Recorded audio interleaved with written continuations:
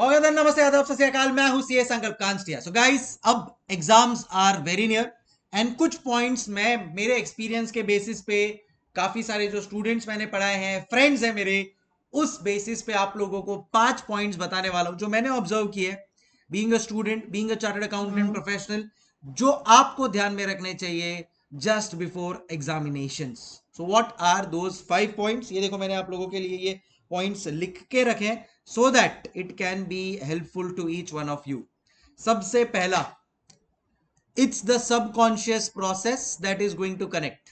Exam के पहले ये फील होना दैट नहीं याद आ रहा है, नहीं कर पाएंगे अपन, that is very much natural, but उसी के थ्रू क्रिएट होता है पैनिक। अब इसमें या तो आप मेंटली स्ट्रांग होके अपने आप को और मजबूत करो, take it forward, write the exams properly, because subconsciously आपने मेहनत की है तो वो सब चीजें यहाँ पे सेव्ड है।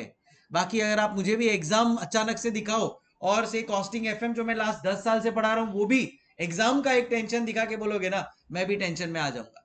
But obviously I know that I have worked hard for it. जब मैं लिखने को बैठूंगा, everything will fall in place. Panic doesn't help. मैं आपको एक एग्जांपल देता हूं। मेरी एक फ्रेंड है, आज की तारीख में वो सिंगापुर में है and she is a great investment banker. I still remember, inter final foundation CA final first attempt में क्लियर हुए, मेरे 4 बेंच आगे शी यूज टू सिट। ठीक है, लॉ के एग्जाम के वक्त पता नहीं उसको क्या हुआ, शी गॉट ब्लैंक एंड एकदम बोलते ना जीभ थोड़ा टेढ़ा हो गया है, वैसा उसको एकदम फीलिंग आया। It was very scary because मैं भी आजू बाजू में ही था, 4 बेंच पीछे ही बैठा था। उसने शक्कर मंगवाया, खाया, 2 minute she just calmed herself down, got her senses back, and then wrote the examination, cleared the examination in the first attempt itself. So होता है ऐसा कभी कभी, but that's fine.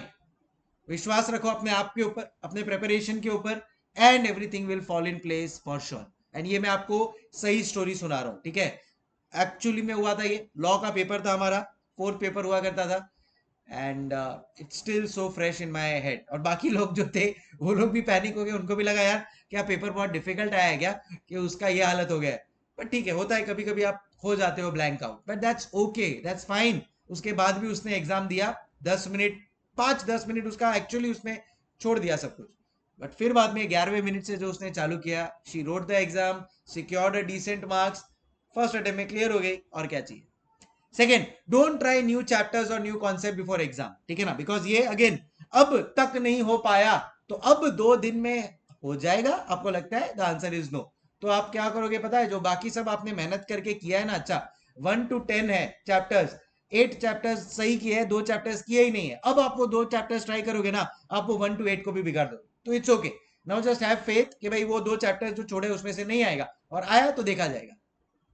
Third, portion completion tension before exam. देखो, हर एक subject अपने आप में एक बोलते हैं ना महासागर है, एंड हर एग्जाम के पहले ऐसा लगेगा कि यार ये बस ये एग्जाम निकल जाए, नेक्स्ट में तो मैं आराम से कर लूंगा। एफआर के टाइम पे लगेगा यार एफआर कंप्लीट हो जाए, भले एफआर में आपने 5 दिन लिया है, फिर भी एग्जाम टाइम तक लगेगा यार ये चीज छूट गई, ये चीज रह गई।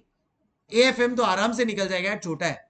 एएफएम के टाइम पे भी लगेगा कि अरे यार कितना बड़ा है ये, तो ये फॉर्मूला रह गया, ये कॉन्सेप्ट, ये थियोरी, और ऑडिट आराम से निकल जाएगा, but that never happens. So it's okay, portion पूरा कंप्लीट नहीं हो पाया है, फाइन, ऊपर ऊपर से एक बार सब चीजें देख लेनी चाहिए मेरे हिसाब से, एंड बाकी जब आप लिखने बैठोगे चीजें याद आती जाएगी, प्रॉब्लम नहीं है। तो इतना बहुत ज्यादा अगर पोर्शन कोई कंप्लीट नहीं हो पाया, जैसे मेरे को याद है मेरे टाइम पे आईडीटी में एक्साइज, सर्विस टैक्स और कस्टम्स हुआ करता था।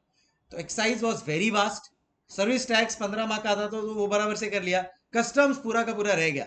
अब मेरे को लगा यार कस्टम्स हमारे टाइम पे आता था अराउंड 30 मार्क्स का, मैं बोला 30 मार्क्स का तो मैं पढ़ के ही नहीं गया एग्जाम के पहले, अब क्या होगा। पर ठीक है, किया हुआ था पहले, चीजें याद आती गई, and we were able to write it as per a decent answer, ठीक है। So don't unnecessarily, portion complete नहीं हुआ उसकी वजह से आप एकदम बहुत ज्यादा बैकफुट पे आ रहे हो, no need for that. Over discussion with friends and social media, आजकल सोशल मीडिया का जमाना है, आई एम वेरी हैप्पी, मेरे टाइम पे ये नहीं था, बिकॉज मुझे नहीं पता कि मैं इस चीज को कैसे मैनेज कर पाता। बट प्लीज अब तो सोशल मीडिया को त्याग दो, because it is only going to create confusion and over discussion friends के साथ आप भी मत करो। अरे तूने ये किया क्या, अरे इंड एस ये वाला किया क्या, अरे एफए में ये चैप्टर किया क्या, ऑडिट में बैंक ऑडिट किया क्या। किया जिसने किया, जिसने नहीं किया नहीं किया। अब आपने जो किया आप आपके ऊपर फोकस करो। I think that is what make sense, right? So ज्यादा डिस्कशन मत करो फ्रेंड्स के साथ, एक दो फ्रेंड्स है उनके साथ इन जनरल बात कर लो, हाँ मेरा अच्छा चल रहा है, आज थोड़ा वॉक के लिए गया, बस इधर हो गया। अभी बहुत ज्यादा कंटेंट जो करना था वो तो था ना, अपने को 3 महीना मिला, 4 महीना मिला, उसमें अपन ने किया है।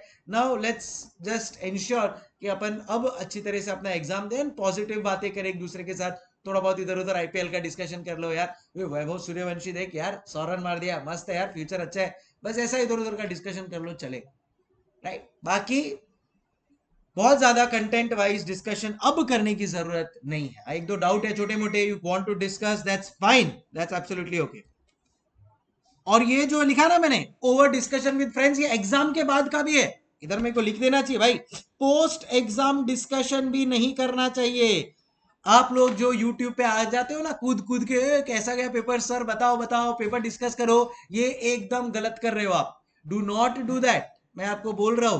किसी भी रैंकर को पूछना वो करके करता है क्या, ये चीज नहीं करेगा वो बोल रहेगा भाई मेरा पेपर जैसा जाना था गया, अब मेरे को आगे के पेपर की चिंता है, क्योंकि सबको पता है पास जो हो चुका है उसका कुछ नहीं होने वाला है, ठीक है? और पेपर जैसा भी गया वो सबके लिए ऑलमोस्ट एवरेज सेम ही जाता है, अब आगे का क्यों बिगाड़ रहे हो भाई?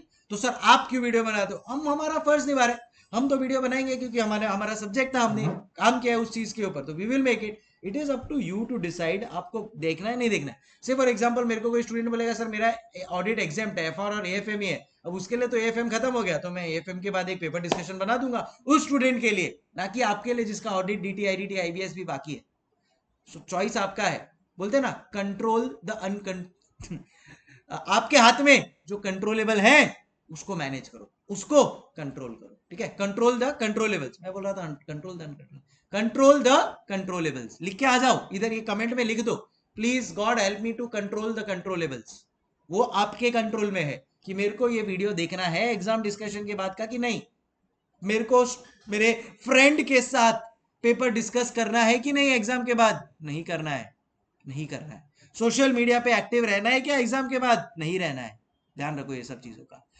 Ensure that you are attempting 100% every paper and speed starting से रखना। Papers are going to be lengthy, ये तो अच्छा है, ठीक है? आप लोगों के पास 30 मार्क्स का एमसीक्यू होता है, बट उसमें भी टाइम लग जाता है, वो भी ट्रिकी आता है, आपको पता है। So please ensure that you are on the बोलते हैं ना front foot from the beginning, तो ही आप बोलते ना 100 मार पाओगे, अदरवाइज नहीं हो पाएगा पेपर 100 मार्क्स का अटेम्प्ट। हो सकता है कुछ चैप्टर्स आपने नहीं किए हो सकता है कुछ पार्ट आपको नहीं आता हो, बट इसका मतलब ये कि आप लोग 100 मार्क्स अटेम्प्ट करके नहीं आओगे, you are the biggest fool, you are doing a biggest mistake. जो पेपर अच्छी तरह से आता है उसको बहुत अच्छी तरह से लिख कर आओ, ना नहीं बोल रहा हूं, बट इसका मतलब ये नहीं कि 20 मार्क्स का 10 मार्क्स का नहीं आता है वो छोड़कर ही आ जाओ पूरा। Don't do that mistake guys. अगर आपने पेपर अच्छा लिखा है, 10-15 मार्क्स नहीं आता है, उसमें अपने हिसाब से लिख कर आओ, you are smart and matured enough to write things on your own as well. और थोड़ा सिस्टमेटिकली लिखो तो एग्जामिनर को भी लगेगा कि भाई ठीक है, सही तरीके से अटेम्प्ट किया है, जो थोड़ा बहुत मार्क्स वो दे सकता है, it can change your future. So please ensure कि 100 मार्क्स एवरी पेपर अटेम्प्ट कर ही आओ, उसके लिए स्पीड स्टार्टिंग से रखना पड़ेगा। ध्यान रखना ये 5 चीजों को, थोड़ी टेक्निकल चीज है but you have to follow them to ensure the clearing of the examination in the right way. तो प्लीज कमेंट में लिख देना इसमें से आप कौन सी गलती करते हो और अब आप वो नहीं करोगे। And yes, you are going to attempt full marks, you are going to control the controllables.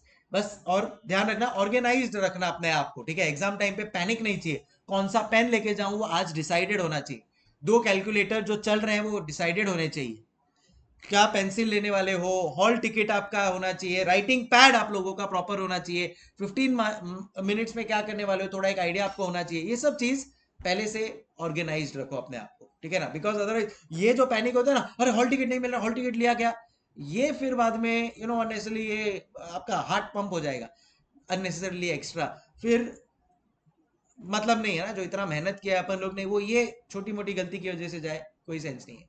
Eat well, sleep well, बाहर का खाना टोटली बंद, 10 दिन तो कर ही सकते हो, आई एम श्योर लास्ट 1 महीने से करते आए हो, और 10 दिन की बात है। स्लीप वेल, प्लीज एंश्योर कि भाई देखो माइंड को फंक्शन करने के लिए बैट अपना मोबाइल चार्ज होगा तो ही भागेगा। मोबाइल अपन खुद अपना बॉडी है, जितना अपन लोग अच्छी तरह से सोएंगे it is going to charge us for our examination.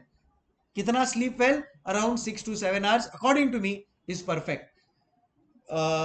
आपके ऊपर है, उसको स्प्लिट कर सकते हो आप 5 to 6 आवर्स मॉर्निंग में एंड देन बीच में एक आफ्टरनून में या कभी नैप ले लिया, it's up to you, but please ensure that वो 6 आवर्स का 7 आवर्स का स्लीप मिल रहा है to be fresh for the examinations. Alright guys, I hope ये सारी चीजें आपको हेल्पफुल रही होगी। प्लीज इनको फॉलो करना, मैं तो बोलता हूँ हर एग्जाम के पहले एक बार देख लेना, so that you are not doing any of the mistakes that I have told you all. ठीक है, होगा कुछ कुछ एग्जाम्स ऊपर नीचे जाएंगे, डू नॉट ओवर डिस्कस। होगा कुछ कुछ टाइम्स जब लगेगा एग्जाम लिखते लिखते ब्लैंक आउट हो गए, नो प्रॉब्लम्स, हुआ है, फ्रेंड्स के साथ हुआ है, मेरे देखा है मैंने होते हुए, but they have regained themselves and given the exams and cleared the exams also. Stay well, stay fit. Hasta la vista. All the best. Take care. Thank you so much. Bye bye.